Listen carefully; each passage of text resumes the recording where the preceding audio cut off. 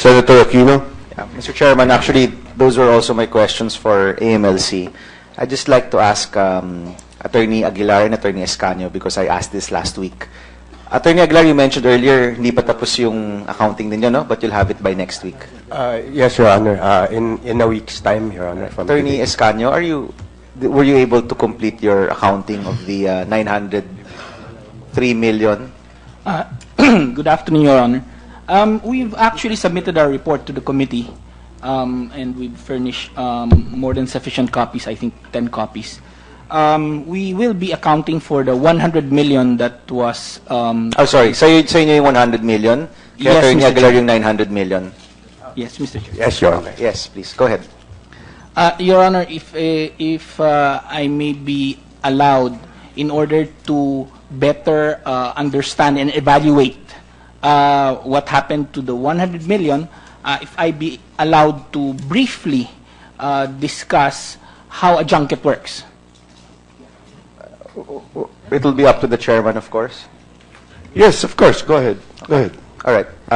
Do you want to do this now, Mr. Chairman, or in the next hearing? He can do it now or the next hearing. This will be very brief, Your Honor. Okay, please.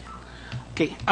When we talk about a junket system, it is a system where junket operators market a specific casino from abroad, particularly in China. They bring in players into the casino, into a specific junket room to play high roller style. Okay. And they operate with junket agents who are the ones who invite these high rollers from abroad.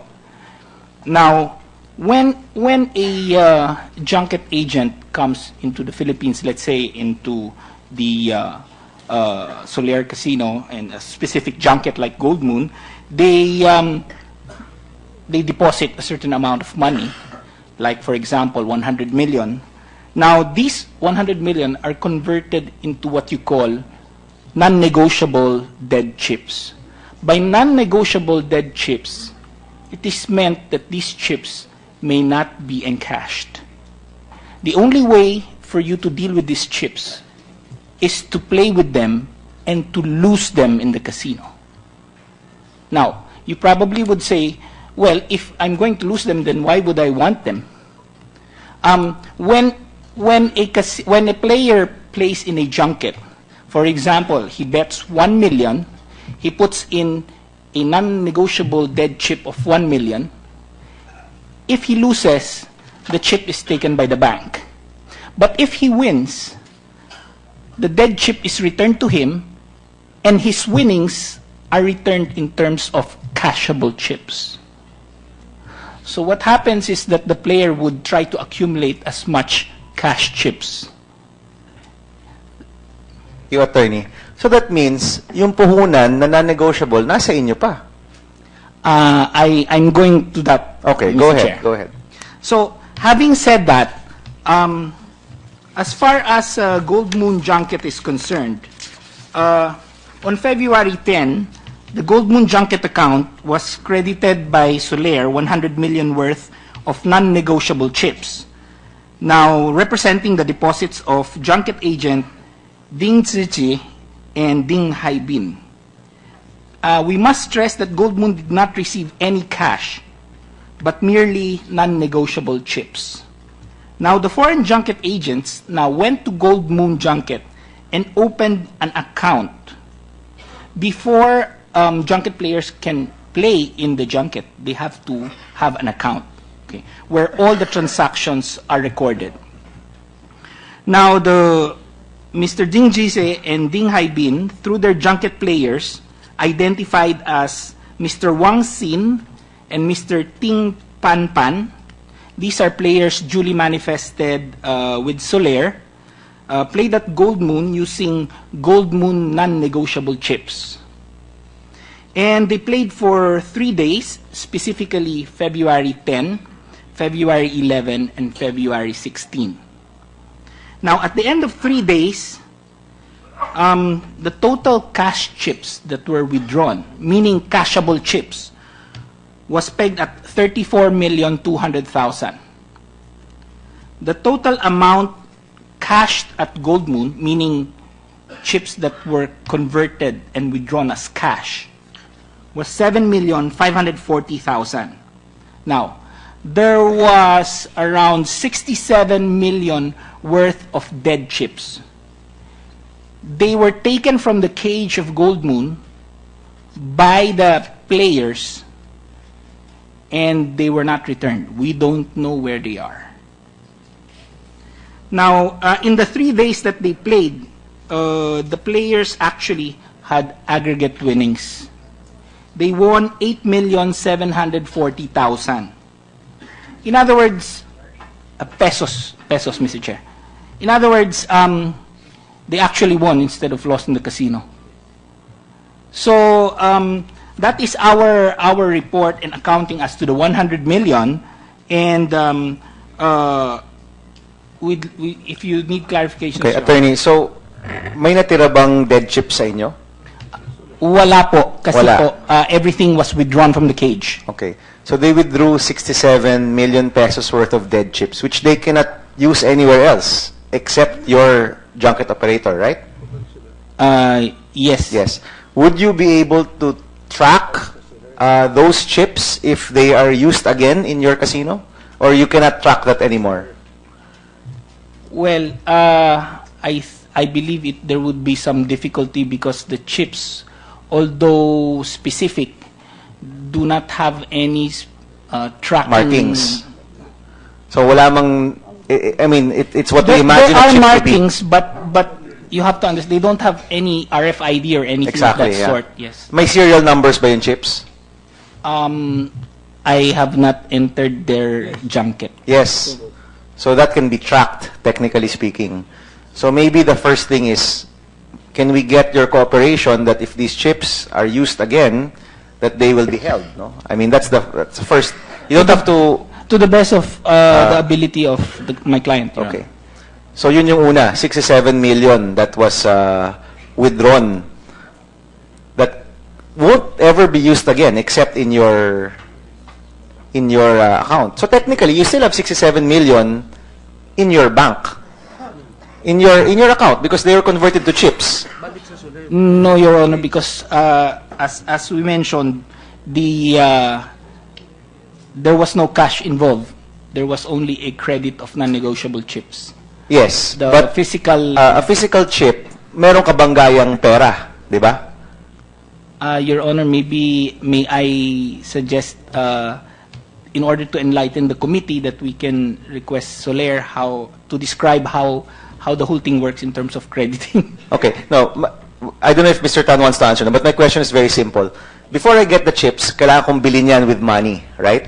Yes. Yes. Yes, Mr. So may 67 million na kinuha na technically useless na yan, di ba? Kasi kung di nyo tatanggapin, useless na yan, which means may 67 million pa rin nakabangga nung perang yon in some account somewhere. Isn't that right? Yes, Mr. Chair. Okay, but it's not with your institution. It's not with your institution. It's credited to the account of Gold Moon, but not in terms of the physical possession of the cash.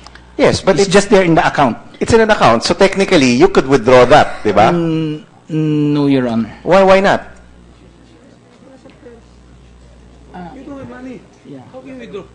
It's not the money, Mr. Chair. Those are just the value of the chips is there, but the physical equivalent or the money is not with Gold Moon. No, I know, but the value, there is The a value is- 67 the million value is there. peso value somewhere. Yes. Okay, where is it? In what account? Oh, sige, Mr. Wong, go ahead.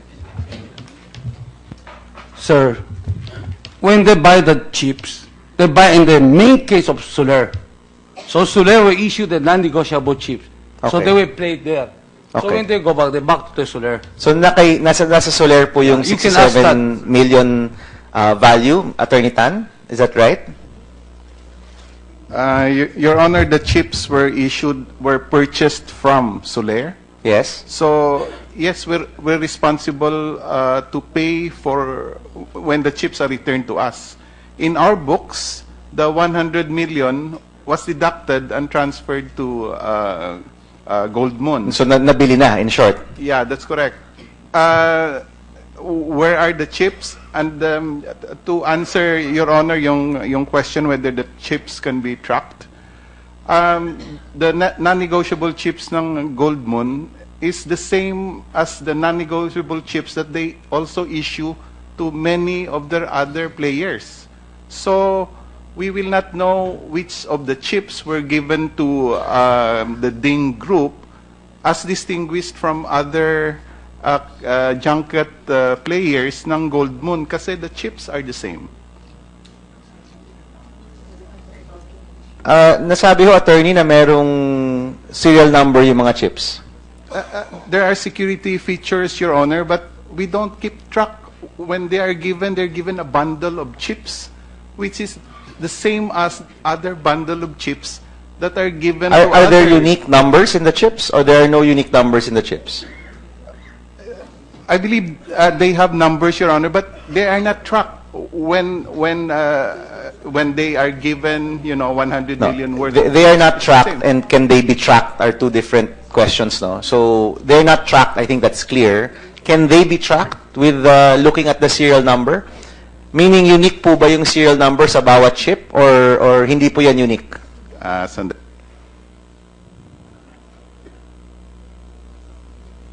Your Honor, I was informed they cannot be tracked. Kasi walang unique markings per chip. Yes, Your Honor. Okay. Now, this goes back to my question in the previous hearing, no? Kung sila po ay part nitong hacking or this theft that happened, they withdrew that, they could actually just sell that to other people and let them go back to the casino. Is that right? And we wouldn't know anymore. Or are those chips really tracked and managed by Soler properly? Now, the example given, Your Honor, Gold Moon non-negotiable chips.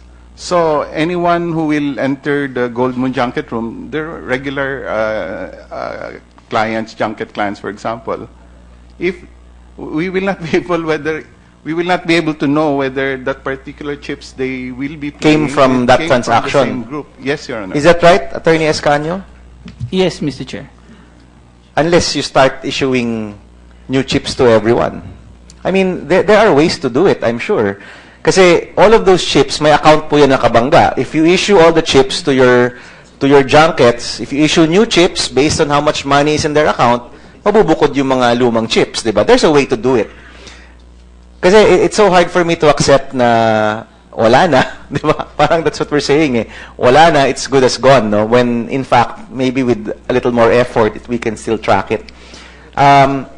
Did you consider that, Attorney Escanio? What if you issued new chips to the valid and official, ano ba, yung mga players ninyo na hindi walang kinalaman dito? Is that possible? Mr. Chair, that I believe that is within the sound business judgment of the junket operator. Okay. I have not been given any particular information But regarding in that. short, what you're saying is wala ng pera with you, right? Yes, Your Okay. Honor. But as long, for me, no, as long as chips are out there with your name on it, then you're still partly responsible in one form or the other, no? Attorney Aguilar, in your case, wala pa kayong accounting na ganito, no? Kasi sa inyo yung mas malaki, 900 million. Yes, Your Honor. Basically, pareho lang naman yung sitwasyon. Mas malaki lang ho yung amount na na-issue. Okay. Na But in your initial investigation, lumabas ba na nakuha na rin lahat ng chips o meron pa kayong chips na hawak-hawak? Actually, sir, ang inabutan, sa alam ko po ngayon, parang kino-contest, hindi man kino-contest pa. Hindi pa rin sila nagtatali doon sa sinasabi ng Soler na 903 million ng... Okay. So you're even doon pa lang contesting that fact? Doon pa lang sa base, meron natang problema. Okay, but I'm more interested to know kung may natitira pa. Meron pa bang natitirang pera? I mean, yung 900 galing po yun sa Soler ba yun, no? Galing sa Soler yung 900 million? Kasi po, Attorney Tan? Yes, Your Honor, we have records showing that they've been transferred Okay. to... Just for the record, no? Attorney Aguilar, kayo po, yung accounting ninyo, magkano pa po yung natitira? Your Honor, Magkano po yung naipasok pala? Sorry. Your Honor, I think parang nasa 700 pa lang ngayon. Let's So, assume- tinatrace, hindi naman ho kami nagko-contest. Let's assume 700, no? Of the 700 million, may natitira pa po ba sa accounts ninyo or sa chips or whatever? I don't have that information right now, Your Honor. I'm waiting for the accounting. So you'll provide that next week, no? Next week, Your Honor. Okay. I'm sorry, Mr. Chair. I just wanted to have a simple question pero humaba. Attorney Abad, my question before, no? Is it a defense or pag sinabi ng third party, kasi they are third parties and sometimes fourth parties pa, no? Third party, pumasok na sa sistema namin yan na nabili na ng chips or na ano na. I mean, is that a defense in terms of keeping this money from AMLC, for example, or in the civil forfeiture case, kaya pa ring habulin kahit nilaro na sa casino? Kaya pa rin, Your Honor. That's within our laws. Yes, And Your Honor. are we in line with international laws as well? Hindi yun unique sa Pilipinas, no? Most international anti-money laundering law says that you can claim that money back. Yes, Your Honor. Wherever the money went, we can recover it You can recover it to the best of our ability, to no? the best of our ability. Okay, so meaning, kung in-encash na, kunyari, these players, and by the way, Mr. Chairman, the players, we haven't even discussed those players yet, kung ano yung complicity nila. Pag in-encash na, obviously, wala na yun dun sa institution. But if there's still money left in the institution, pwede pa rin mahabol yun, no? That's correct, Your Honor. So for example, if there's 67 million na chips, but may kabanggayo na 67 million in cash somewhere, you could still go after that cash, right? Yes, Your Honor. And in fact, even if the cash is no longer there, we can run after the other assets of the person which received the money or the value.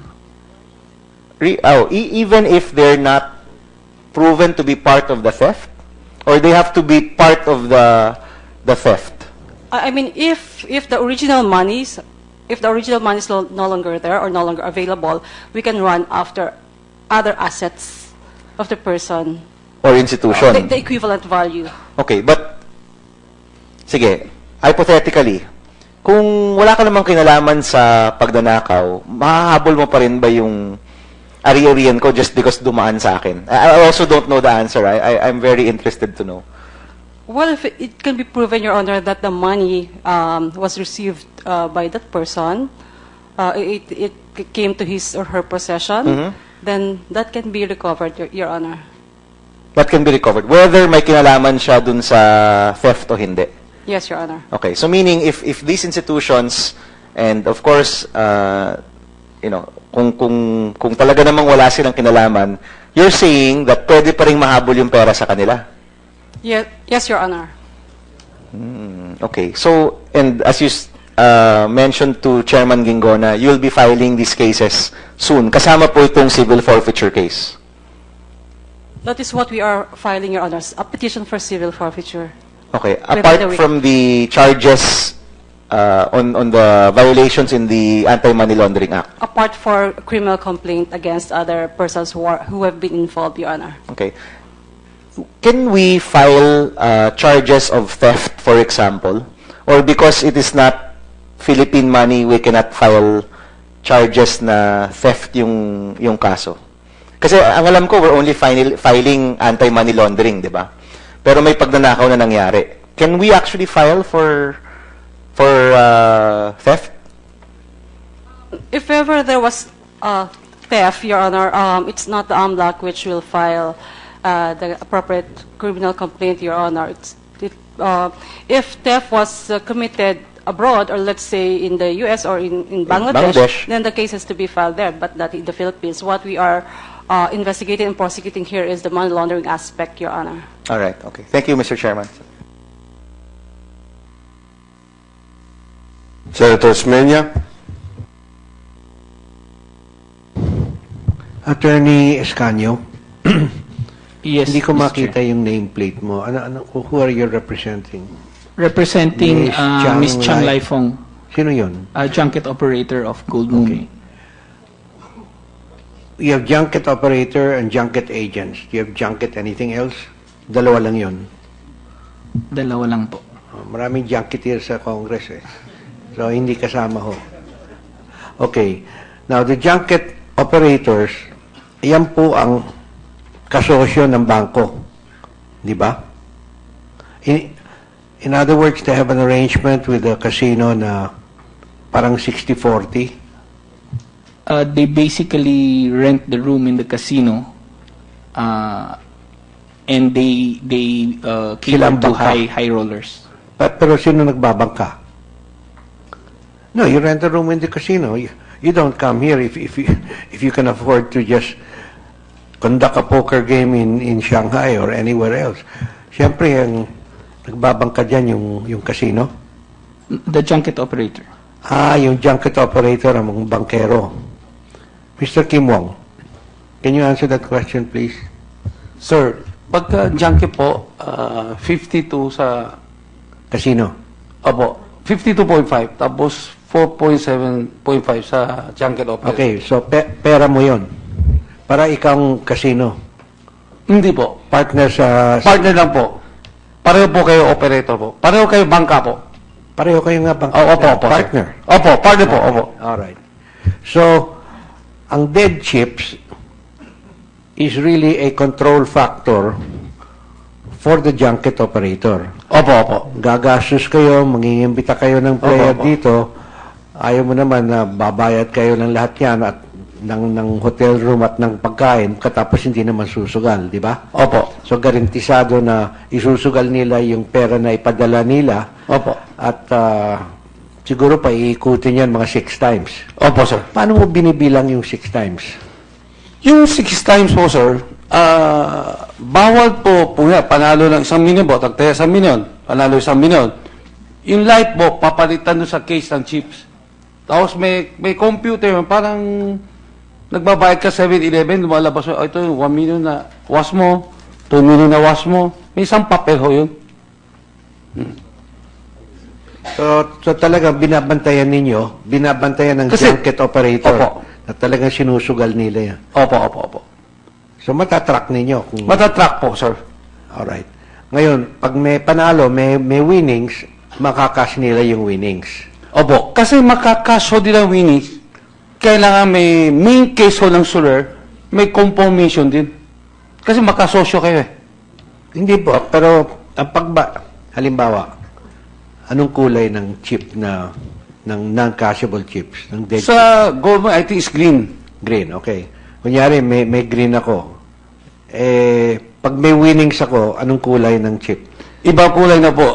Square po, dead chips. Pagka nanalo, bilog na po. Okay. Opo. So, yung bilog na yan, makakash ko pag nanalo ako. Opo, opo. Okay. Opo. Yung square, hindi ko makakash. Hindi po.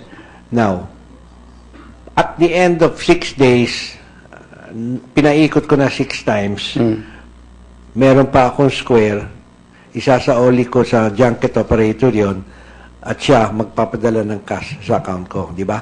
Opo. Pero pagdating ng 6 times, wala na akong square yun. Kasi sigurado na po, ubos na eh. Alam niya po eh.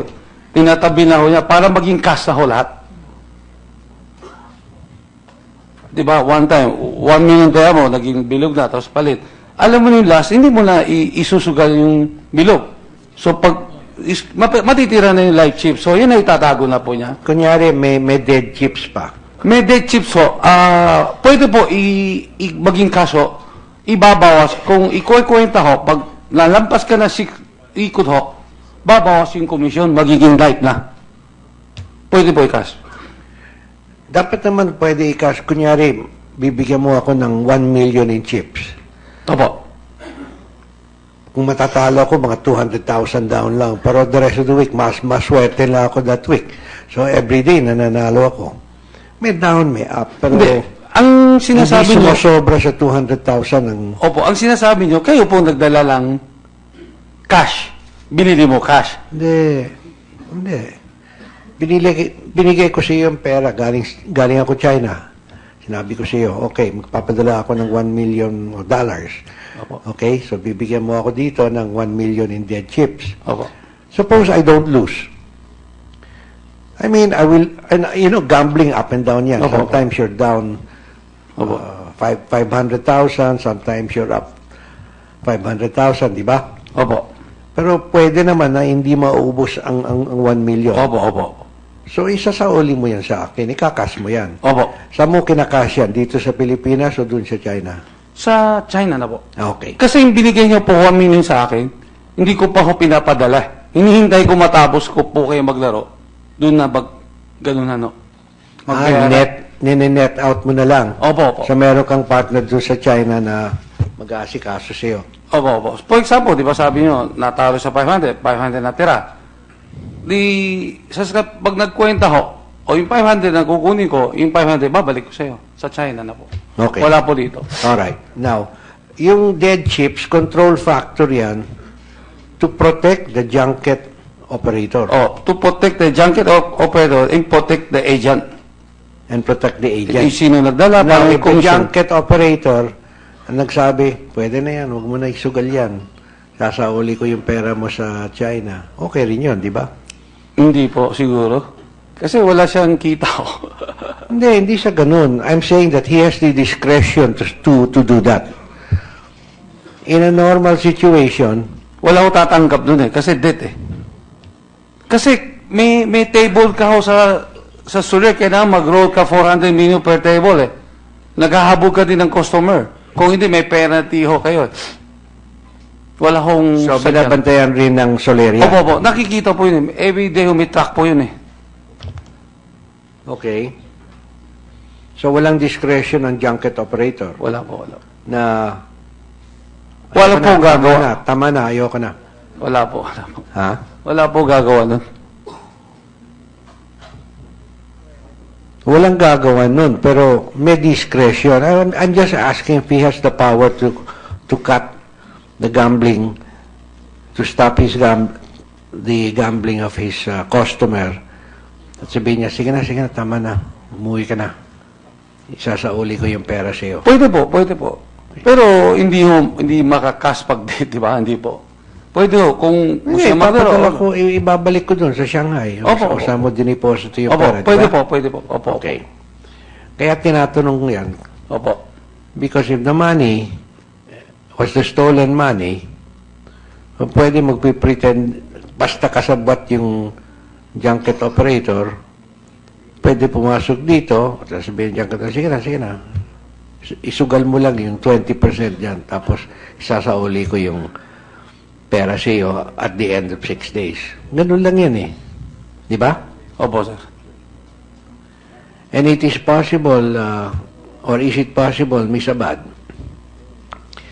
na yung pera na ang nang ninakaw sa Bangladesh, hindi na pumasok dito sa Pilipinas? That they used what they would have gambled here as a substitute. In other words, tago mo na yung pera sa, let's say I'm the junket agent, tago mo na yung pera sa Shanghai. Anyway, you're going to send $81 million to the Philippines. So, eto na $81 million. Basta pagbalik ng pera, just give me $60 million. Sabihin mo, we won it in the casino in Manila. Pwede yan, di ba? Well, that is a laundering scheme, Your Honor. Pardon? That is a laundering scheme. Exactly, yes. Yes. But physically, I'm saying that money that was stolen doesn't even have to physically come. The money that was stolen is in New York. It's with the account of RCBC. Of course, it's an electronic transfer to Manila. But the arrangement, wherever it was, in Shanghai or with the chief money launderer, could be that, eto na yung pera, whatever your winnings are from your $81 million na talagang isusugal naman ninyo sa Manila, sabihin mo, it was won by me. Diba? So, laundered na. Yes, Your Honor. Okay. Thank you very much, Mr. Chairman. Mr. Manalastas, I understand you want to say something. Yeah, I would like to make a correction regarding the interest of the junket operator. when he does what was said by Senator Osmeña that, oh, let's just play 20% and that's it, let's stop. Sir, it's against the interest of both operator and the casino to do that, because why will you settle for the 20% when you can get the whole 100% as winnings? So it's contrary to the interest of the capitalista or the both operator and the casino. Yes, but I'm not saying whether it's contrary to the interest or not. I'm saying it can be done. There is some discretion. Sir, if he does that, how much is he to gain as compared to let's win all this instead of just a percentage? No, you're looking at it from the perspective of a real gambler. I'm looking at it from the perspective of a money launderer. I'm saying that it's possible to do that. It's not in the interest. Yes, if it were a legitimate guy coming in, gambling, but if it was a money laundering operation, there is discretion. Oh, let's say I own the casino. Sabihin ko, okay na yan, sige. There is discretion. That dead chip is a control factor for the junket operator, the junket agent. As a matter of fact, the junket operator can tell the casino, sige na, just let it go. I'll give you 20%. But there is discretion. So that stupidity that your general manager says that it's impossible, that's not correct. Sir, from the interest of the casino. Those dead chips are actually encashed again and the money is sent back.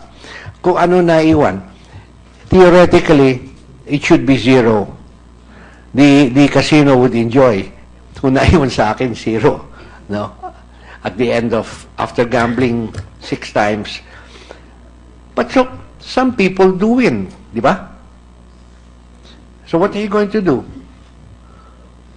Meron akong 1 million in chips. Pagtalo ko every day, hindi naman sumosobra sa $200,000. You're not gonna confiscate that from me. It's still my money. I was lucky. I won. Di ba?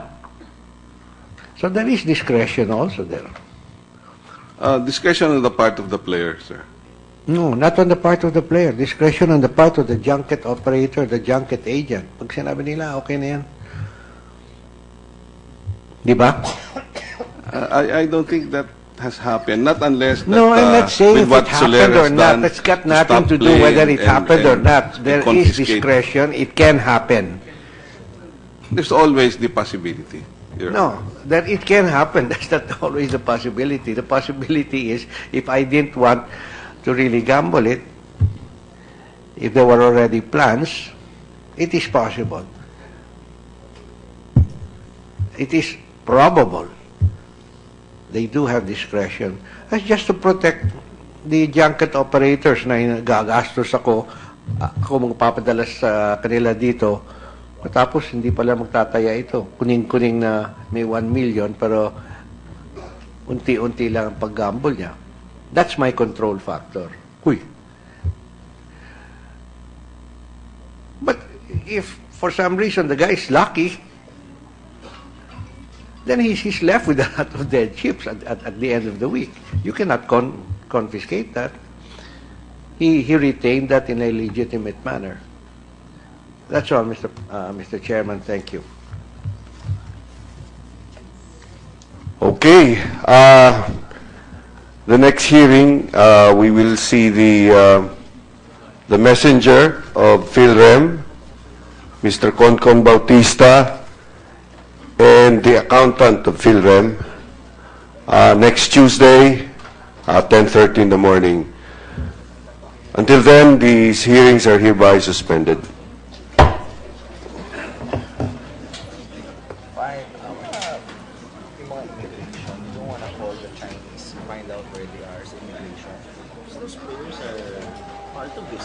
Kausapin mo si Kimbo. Sino po? Kimbo. Call the immigration people. Nandito pa raw eh. The player. Nandito pa raw eh. Sige, I'll find it. Okay, it's up to you.